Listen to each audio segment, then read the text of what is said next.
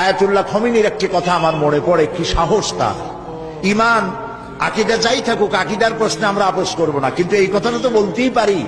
যখন আমেরিকা তাকে বলেছিল যে আমার দূতাবাস থেকে যে 56 জনকে গ্রেফতার করা হয়েছে আমেরিকান, এদেরকে ছেড়ে দাও, তা না হলে তোমার খাদ্য রসদ আমেরিকা থেকে যত সাহায্য যায় সব বন্ধ করে দেওয়া হবে। আয়াতুল্লাহ খমিনী জবাব দিয়েছিলেন আমেরিকান প্রেসিডেন্টকে, তুমি কারে খাবারের ভয় দেখাও? যেই জাতির বছরে 1 মাস না খাইয়া থাকা ফরজ, সেই জাতি তোমার খাবারের অপেক্ষা করবে।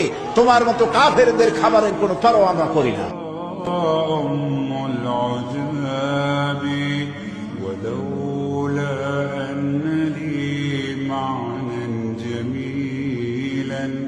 لبعت المكث فيها بالذهاب الشوق يبقى في اغتراب